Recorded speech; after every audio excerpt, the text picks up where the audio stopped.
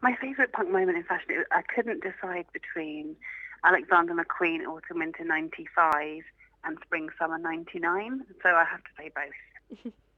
Tell me about those collections. What was so special?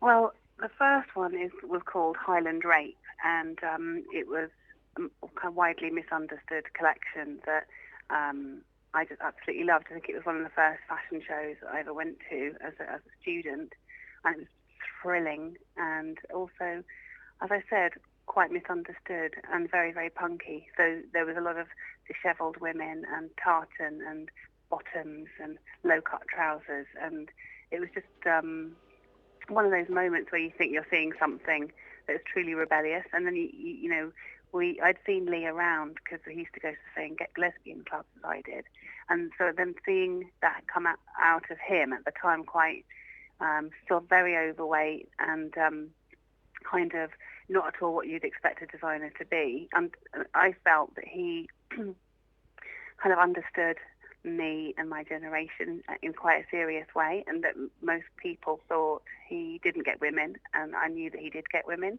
So for me, it was quite an intense show.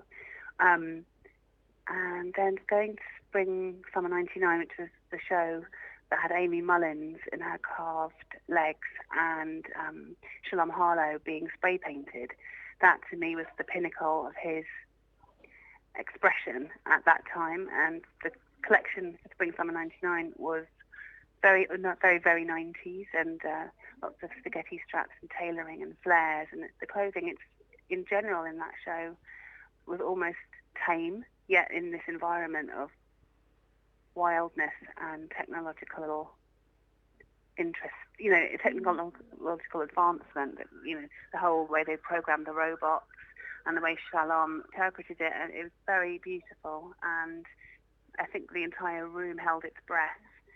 And I think that was quite punky because he was seen as such an unbelievable rebel, but here he was turning out this spectacle of exquisite beauty, yet also a fully formed, properly grown up fashion show to an international audience. And yet it was still Lee, and I'm pretty sure he came out with his dogs at the end as well, patted them, and sort of like looked a little bit sheepish in his jeans and his plaid shirt, and then he went back. And I think I had not the best seat in the world, I was probably on the 4th or 5th row, but the atmosphere there was just so electric, and the overall takeout from that was just the rebelliousness and the rule breaking was just going on another level. I'm interested because you mentioned with Highland Rape in particular, that is a collection that people took a lot of offence to, and you mentioned that it was quite widely misunderstood, and that led to a lot of those comments about McQueen being a misogynist, and people found that very difficult. Do you think that was part of what made it so punkish? It wasn't the fact that people were shocked by it, but it was the fact that people didn't really quite get it, and it really sort of got under people's skin. Do you think that's part of what made him so exciting? I think my take on its punkishness is subverted subversion, because people, all the pious sort of knitted muses, well, not knitted muses, that would be the sort of pious, prim fashion editors of yore who sat there in their front row seats and expecting something nice to come out that would be nice for them, and yes, I can show that to my readers. To somebody of his, a few years younger than him, but we're all roughly the same generation, emerging into our adulthood at this time of, street culture was very powerful, drug culture was very powerful, the gay scene was quite powerful, and it felt like a real moment for him to produce that then, and to shock the establishment, essentially, which is what makes it punk. But then to actually know that they were just not getting it, that it was double punk. And to feel that we were part of something, or felt I was part of something that was different and new, and that kind of galvanized me to carry on and dig deep into my work, and he kind of was my flag bearer for me to carry on and keep going with my career.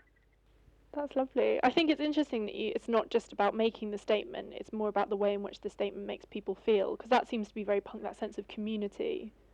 I agree completely. And I think feeling part of something and understanding something that no one else understands is part of punk. Do you think it is, because as we talked about, at the start of the phone call, we said how McQueen is someone that a lot of people pick out as punkish. For Mm-hmm. you, I think for some people it's just purely the aesthetic. It's the fact that it's so beautiful, Yes. but also so difficult in a way. But for you, is it more that sense of there Well, being no. something personal to it? I think a lot of people will say tartan, leather, zips, buckles, bondage, ripping, slashing, shredding.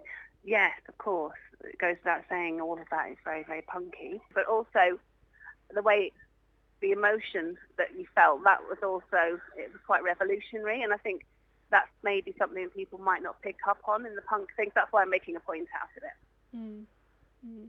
And do you think emotion is central to good fashion? For you, is that what makes a collection brilliant?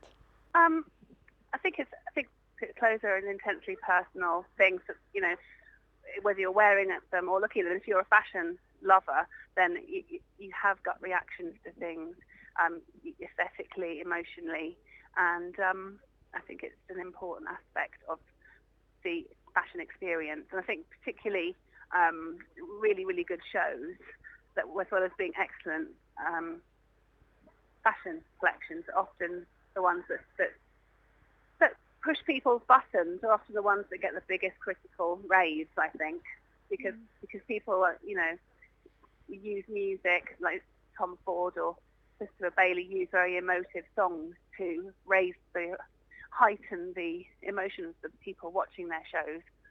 And I think Lee did that a lot as well. But I think we're veering off into other territory there, but I do think it's relevant.